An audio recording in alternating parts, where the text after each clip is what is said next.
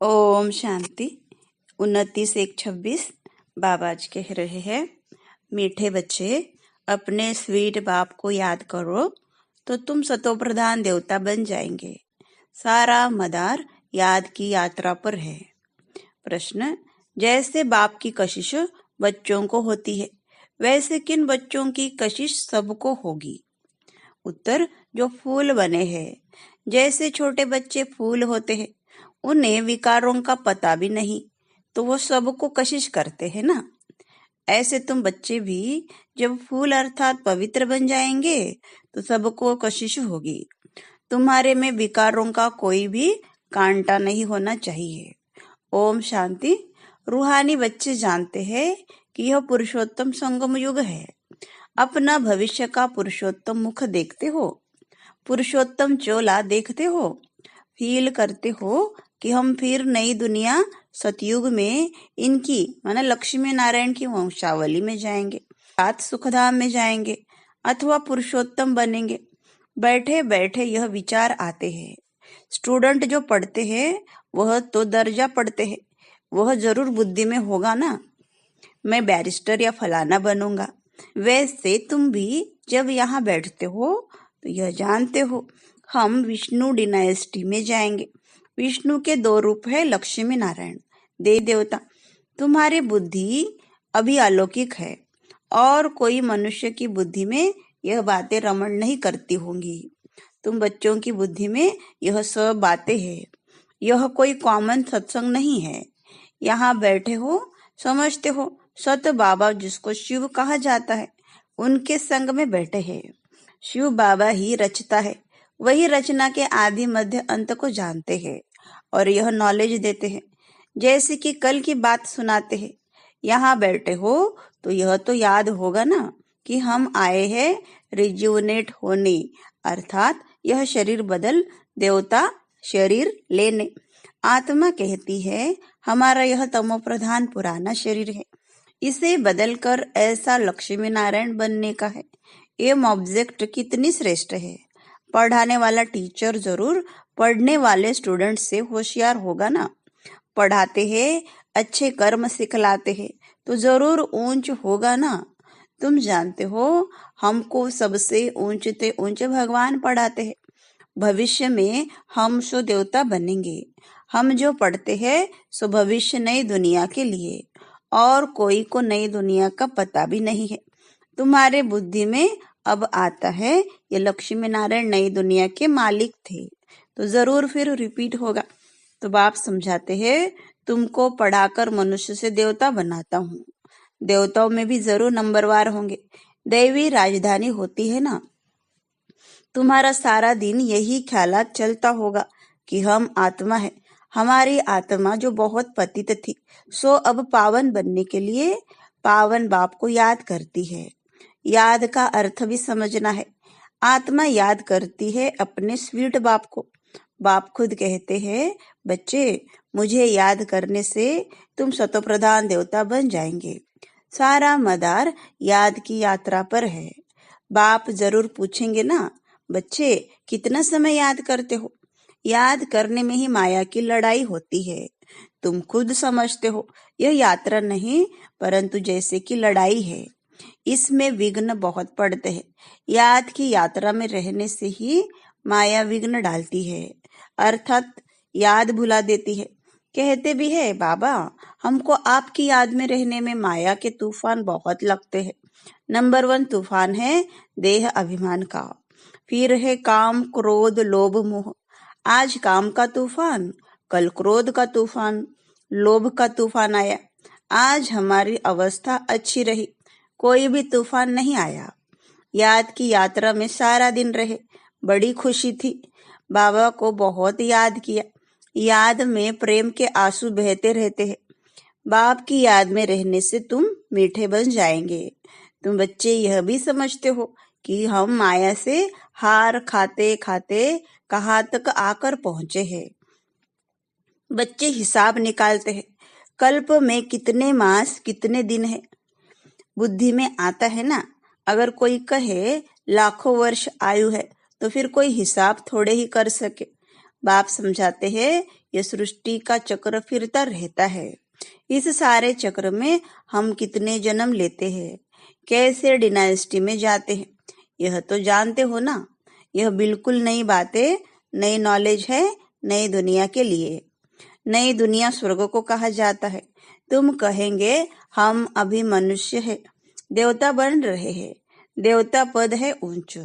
तुम बच्चे जानते हो हम सबसे न्यारी नॉलेज ले रहे हैं। हमको पढ़ाने वाला बिल्कुल न्यारा विचित्र है। उनको यह साकार चित्र नहीं है, वह है ही निराकार। तो ड्रामा में देखो कैसा अच्छा पार्ट रखा हुआ है। बाप पढ़ाए कैसे तो खुद बतलाते हैं, मैं फलाने तन में आता हूँ। किस तन में आता हूँ वह भी बताते हैं। मनुष्य मुझते हैं क्या एक ही तन में आएगा? परंतु यह तो ड्रामा है ना, इसमें चेंज हो नहीं सकती। यह बातें तुम ही सुनते हो और धारण करते हो और सुनाते हो। कैसे हमको शिव बाबा पढ़ाते हैं, हम फिर और आत्माओं को पढ़ाते हैं। पढ़ती आत्मा है, आत्मा ही सीखती सिखलाती है। आत्मा मोस्ट वैल्यूबल है। आत्मा अविनाशी अमर है। सिर्फ शरीर खत्म होता है। हम आत्माएं अपने परमपिता परमात्मा से नॉलेज ले रही है। रचयिता और रचना के आदि मध्य अंत 84 जन्मों की नॉलेज ले रहे हैं। नॉलेज कौन लेते हैं? आत्मा। आत्मा अविनाशी है। मोह भी रखना चाहिए अविनाशी चीज में, न कि विनाशी चीज में। इतना समय तुम विनाशी शरीर में मोह रखते आए हो। अभी समझते हो हम आत्मा है, शरीर का भान छोड़ना है। कोई कोई बच्चे लिखते भी है, मुझे आत्मा ने यह काम किया, मुझे आत्मा ने आज यह भाषण किया, मुझे आत्मा ने आज बहुत बाबा को याद किया। वह है सुप्रीम आत्मा, नॉलेजफुल। तो तुम बच्चों को कितनी नॉलेज देते हैं? मूल वतन सूक्ष्म वतन को तुम जानते हो। मनुष्यों की बुद्धि में तो कुछ भी नहीं है, तुम्हारे बुद्धि में है। रचता कौन है? इस मनुष्य सृष्टि का क्रिएटर गाया जाता है तो जरूर कर्तव्य में आते हैं। तुम जानते हो और कोई मनुष्य नहीं जिसको आत्मा और परमात्मा बाप याद हो। बाप ही नॉलेज देते हैं कि अपने को आत्मा समझो, तुम अपने को शरीर समझ उल्टे लटक पड़े हो। आत्मा सतचित आनंद स्वरूप है। आत्मा ही सबसे जास्ती महिमा, आत्मा की ही सबसे जास्ती महिमा है। एक बाप के आत्मा की कितनी महिमा है। वही दुख हरता सुख करता है। मच्छर आदि की तो महिमा नहीं करेंगे कि वह दुख हरता सुख करता है, ज्ञान का सागर है। नहीं, यह बाप की महिमा है। तुम भी हर एक खुद दुख हरता सुख करता हो, क्योंकि उस बाप के बच्चे हो ना, जो सबका दुख हर कर और सुख देते हैं, सो भी आधा कल्लब के लिए। यह नॉलेज और कोई में है नहीं। नॉलेजफुल एक ही बाप है, हमारे में नो नॉलेज। एक बाप को ही नहीं जानते हैं तो बाकी फिर क्या नॉलेज होगी? अभी तुम फील करते हो हम पहले नॉलेज लेते थे, कुछ भी नहीं जानते थे। बेबी में, छोटे बच्चों में नॉलेज नहीं होती है और कोई अवगुण भी नहीं होता है, इसलिए उनको महात्मा कहा जाता है, क्योंकि पवित्र है। जितना छोटा बच्चा उतना नंबर 1 फूल, बिल्कुल ही जैसे कर्मातीत अवस्था है। कर्म विकर्म को कुछ नहीं जानते, सिर्फ अपने को ही जानते हैं। वह फूल है, इसलिए सबको कशिश करते हैं। जैसे अब बाबा कशिश करते हैं, बाप आए ही है तुम सबको फूल बनाने। तुम्हारे में कई बहुत खराब कांटे भी है, 5 विकार रूपी कांटे है ना। इस समय तुमको फूलों और कांटों का ज्ञान है। कांटों का जंगल भी होता है। बबूल का कांटा सबसे बड़ा होता है। उन कांटों से भी बहुत चीजें बनती है, भेंट की जाती है मनुष्यों की। बाप समझाते हैं कि इस समय बहुत दुख देने वाले मनुष्य कांटे हैं, इसलिए इनको दुख की दुनिया कहा जाता है। कहते भी है बाप सुख दाता है, माया रावण दुख दाता है। फिर सतयुग में माया नहीं होगी तो यह कुछ भी नहीं, कुछ भी बातें नहीं होंगी। ड्रामा में एक पार्ट 2 बारी नहीं हो सकता। बुद्धि में है सारी दुनिया में जो पार्ट बचता है वह सब नया। तुम विचार करो, सतयुग से लेकर यहाँ तक के दिन ही बदल जाते हैं, एक्टिविटी बदल जाती है। 5000 वर्ष की पूरी एक्टिविटी का रिकॉर्ड आत्मा में भरा हुआ है, वो बदल नहीं सकता। हर आत्मा में अपना पार्ट भरा हुआ है। यह एक बात भी कोई समझ नहीं सकते। अभी आदि मध्य अंत को तुम जानते हो। यह स्कूल है ना, सृष्टि के आदि मध्य अंत को जानना है और फिर बाप को याद कर पवित्र बनने की पढ़ाई है। इनके पहले जानते थे क्या हमको यह बनना है? बाप कितना क्लियर कर समझाते हैं। तुम पहले नंबर में यह थे, फिर तुम नीचे उतरते उतरते अब क्या बन गए हो? दुनिया को तो देखो क्या बन गई है। कितने ढेर मनुष्य है। इन लक्ष्मी नारायण की राजधानी का विचार करो, क्या होगा? यह जहाँ रहते होंगे कैसे हीरे जवाहरातों के महल होंगे। बुद्धि में आता है अभी हम स्वर्गवासी बन रहे हैं, वहां हम अपने मकान आदि बनाएंगे। ऐसे नहीं कि नीचे से द्वारिका निकल आएगी जैसे शास्त्रों में दिखाया है।